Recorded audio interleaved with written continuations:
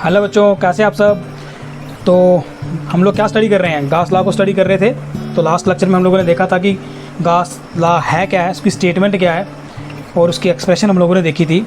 आज हम लोग स्टडी करने वाले हैं प्रूफ ऑफ गास लॉ। गास लॉ को प्रूव करने वाले हैं, ठीक है। और ये प्रूफ हम करेंगे किसके लिए, for spherical symmetric close surface के लिए। किसके लिए, for spherically symmetrical closed surface, ठीक है। सिमेट्रिकल डायग्राम होगी मतलब, ठीक। अच्छा, करें स्टार्ट। ओके, तो इसके लिए क्या करते हैं, कंसीडर करते हैं। Let us consider there is charge Q. Suppose करो हमारे पास इस तरह से एक चार्ज क्यू है। Let us consider there is a charge Q. जो लिखते जाएंगे यहाँ पे ड्राम करते जाएंगे। लेट अस कंसीडर, क्या कंसिडर किया हम लोगों ने, there is a charge, there is a charge Q.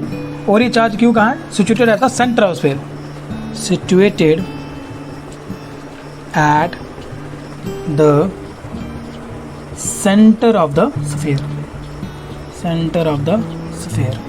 तो कहाँ रखा मैंने ये चार्ज, ये चार्ज एक स्फीयर है, उस स्फीयर के सेंटर में ये चार्ज है, ठीक है। एक स्फीयर है, उस स्फीयर के सेंटर में ये चार्ज पड़ा हुआ है।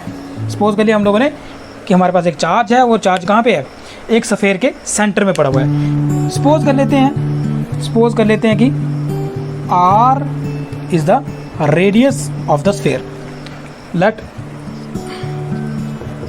r be the radius of the sphere, ठीक है। मान लीजिए कि r क्या है इसका, इस स्फीयर का रेडियस है, ठीक है।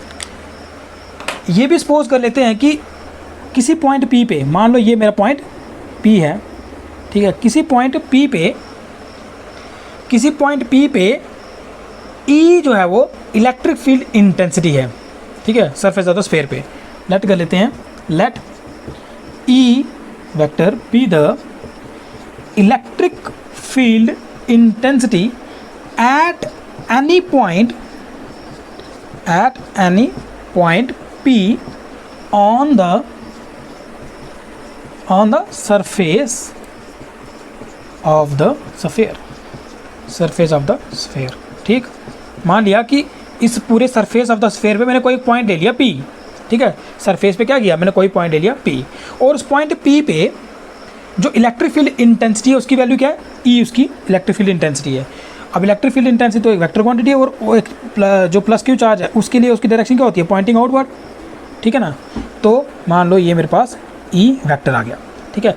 ई जो इसकी वैल्यू है और ये वेक्टर इसकी डायरेक्शन हमें बता रहा है, पॉइंट जो कि रेडिली आउटवर्ड है, ठीक है। तो ई क्या आ गई, इलेक्ट्रिक फील्ड इंटेंसिटी आ गई इस पॉइंट पी पे। क्या आ गई, इलेक्ट्रिक फील्ड इंटेंसिटी आ गई इस पॉइंट पी पे।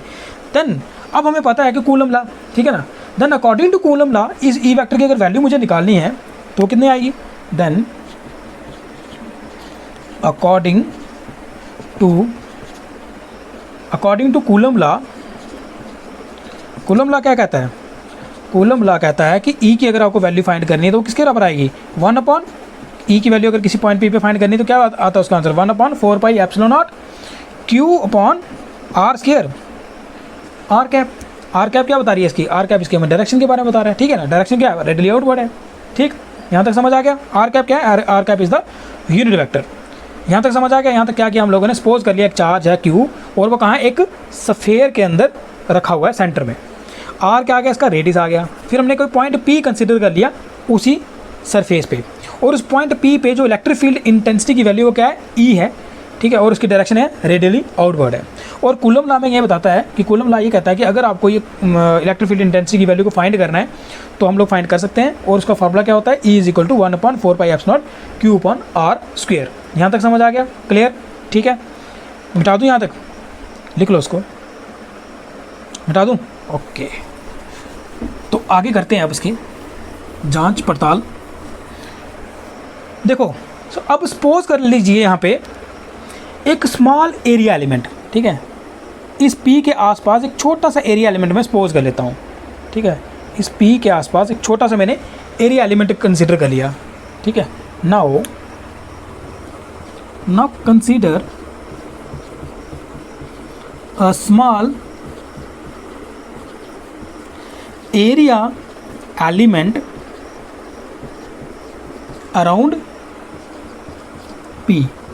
इस P के आसपास मैंने एक स्मॉल एरिया एलिमेंट कंसीडर कर लिया, और ये एरिया एलिमेंट कैसा है, वेक्टर है, ठीक है। अभी मैंने क्या बताया था आपको, हमें यहाँ पे गाउस लॉ में vector quantity, area as a vector quantity use करने वाले हैं। तो हमने कंसीडर कर लिया एक small area element around P, जिसकी डायरेक्शन जो है वो कौन बताएगा हमें। और मैंने आपको क्या बताया था कि एक क्लोज्ड जो फिगर होती है, एक जो क्लोज्ड फिगर होती है उसकी डायरेक्शन जो होती है वो एरिया वेक्टर कैसे होती है, आउटवर्ड की तरफ होती है ना।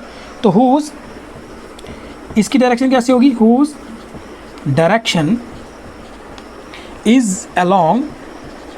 अब आउटवर्ड की तरफ अगर डायरेक्शन पॉइंट आउट करना है तो पॉइंट आउट करनी है तो किस डायरेक्शन में होगा, वो ओपी की डायरेक्शन में होगा, ठीक है। That is in the direction of unit vector r cap. यानी कि ये जो मेरे पास एरिया वेक्टर होना है ना, ये जो एरिया वेक्टर है, सपोज करो ये छोटा सा मेरे पास जो एरिया वेक्टर है, सपोज करो ये है ds वेक्टर, ठीक है। ये जो छोटा सा एरिया है ये कैसा है, कैसा एरिया वेक्टर है, ds एरिया वेक्टर है। तो इसके पास तो एक चीज़, दो चीज़ें होनी चाहिए, एक तो मैग्नीट्यूड, मैग्नीट्यूड कौन होगा इसका, मैग्नीट्यूड होगा इसका ds, और इसकी डायरेक्शन कैसे होनी है, डायरेक्शन बता रहा हूँ मैं इसकी ये, ठीक है। डायरेक्शन इसकी होनी है अलॉन्ग ओपी, अलॉन्ग ओपी, यहाँ हम लोग कह सकते हैं अलॉन्ग आर कैप, ठीक है, अलॉन्ग ओपी आर कैप, यानी कि, और इसकी डायरेक्शन अगर मैं एन कैप से दिखा दूँ तो इस तरह से ये मैंने एक छोटा सा एरिया एलिमेंट कंसीडर कर लिया, ठीक है। ये मैंने एक छोटा सा एरिया एलिमेंट कंसीडर कर लिया अराउंड P। और अगर ये एरिया एलिमेंट, अगर ये वेक्टर क्वांटिटी है तो उसके पास दो चीज़ें होनी चाहिए, एक तो उसके पास मैग्नीट्यूड होना चाहिए, मान लो ds क्या है इसका मैग्नीट्यूड, मान लो ds इसका मैग्नीट्यूड, और डायरेक्शन कौन है इसकी, डायरेक्शन क्योंकि इसकी आउटवर्ड होनी है तो आउटवर्ड डायरेक्शन कौन पॉइंट आउट कर रहा है, ये इसका नॉर्मल पॉइंट आउट कर रहा है, ठीक है। वो बिल्कुल उसी तरह से है जिस तरह से आर कैप है, अलॉन्ग आर कैप ही चल रहा है ये, ठीक है, अलॉन्ग आर कैप ही चल रहा है ये भी। तो यहाँ पे अलॉन्ग आर कैप आ गया, ठीक है, हाँ बस इतना ही है। अच्छा, अब नाउ इलेक्ट्रिक फ्लक्स अगर मुझे निकालना है, ठीक है, नाउ अगर मुझे इलेक्ट्रिक फ्लक्स निकालना है इस एरिया में से, नाउ इलेक्ट्रिक फ्लक्स अगर मुझे फाइंड करना है through this small area element, through this small area element ds, area element ds, तो किसके बराबर आएगा वो बताइए। अगर छोटा सा एरिया है तो फ्लक्स की वैल्यू क्या आनी है, छोटी सी आनी है, तो उसको हम लोग कैसे लिख सकते हैं, d फाई से लिख सकते हैं। तो d phi is equal to, बताइए किसके बराबर आएगा, E vector dot ds vector, यही फार्मूला है ना मेरा, E vector dot ds vector.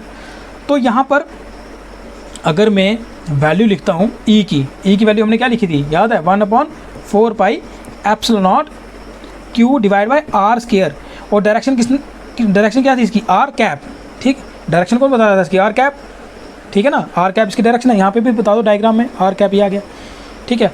अब ds vector dot ds vector, ठीक। अब जो मेरे पास ds वेक्टर है, ये भी तो दो चीज़ों से मिलकर बना है, इसकी वैल्यू यहाँ लिख देते हैं, d phi is equal to क्या लिख सकते हैं फिर, 1/4 pi epsilon naught q upon r square r cap. अब ds वेक्टर भी तो दो चीज़ों से मिलकर बना होता है, एक तो उसके पास क्या होता है मैग्नीट्यूड, दूसरा क्या होता है डायरेक्शन। इसका मैग्नीट्यूड कौन है ds, और डायरेक्शन कौन है इसकी, ये n कैप, तो यहाँ पे लिख सकते हैं n कैप, ठीक। यहाँ तक समझ आ गया, क्लियर, कोई दिक्कत, ठीक है ना। अब एक काम करते हैं, तो d phi is equal to 1/4 pi epsilon naught q upon r square ds, यहाँ लिख दूँ, ठीक है। यहाँ पे क्या आएगा, r cap dot n cap, ठीक है, r cap dot n cap, okay. अब हम कहते हैं ये क्या आ गया, डॉट प्रोडक्ट आ गया ना, यहाँ लिख दूँ, तो डॉट प्रोडक्ट का क्या आ जाएगा फिर, d phi is equal to 1/4 pi epsilon naught q divide by r square ds, r cap dot n cap, क्या आंसर आएगा इसका, ये भी यूनिट वेक्टर, ये भी यूनिट वेक्टर, तो फिर 1 × 1, दोनों में एंगल देखो कितना है, आर कैप की डायरेक्शन भी यही है, एन कैप की भी डायरेक्शन यही है, तो क्या एंगल बना इनका, कॉस 0 डिग्री, कॉस 0 डिग्री आ गया।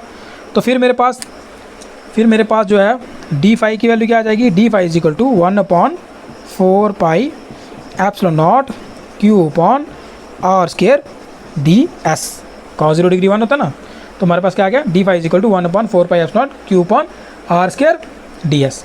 ये तो आ गया छोटा सा इलेक्ट्रिक फ्लक्स। ये क्या है, वो small amount of electric flux जो इस डी एस वैक्टर में से पास आउट हो रहा है।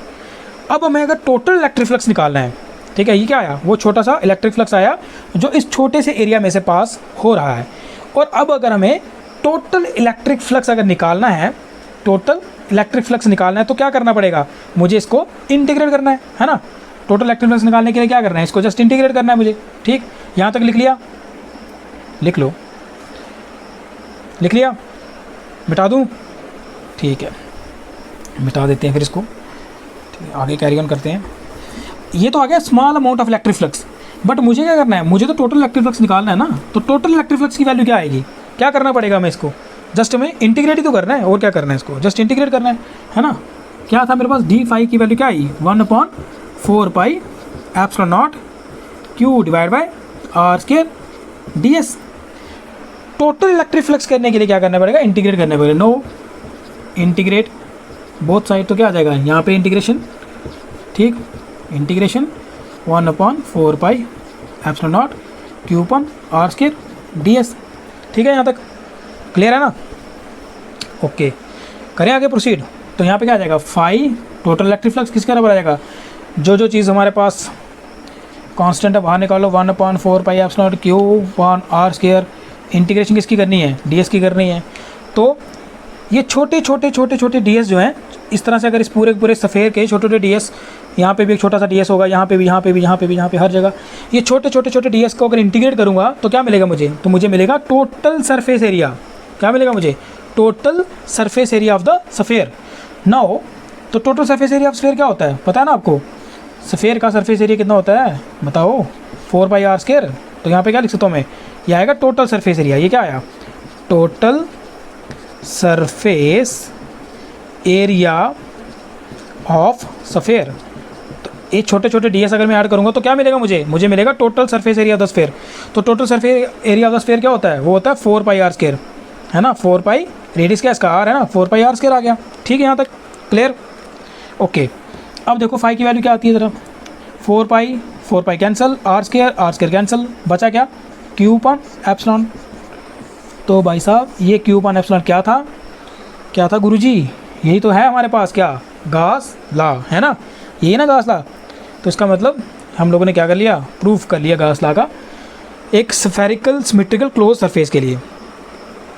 तो मैंने आपको क्या बताया कि भाई गॉस लॉ का हर एक क्वेश्चन बहुत important, examination point of view से बिल्कुल नहीं छोड़ना, बोर्ड में इसका कोई भी डेरिवेशन आ सकती है। ठीक, तो ये आ गया इसका प्रूफ। तो हंसते रहिए, मुस्कुराते रहिए और फिज़िक्स पढ़ते रहिए।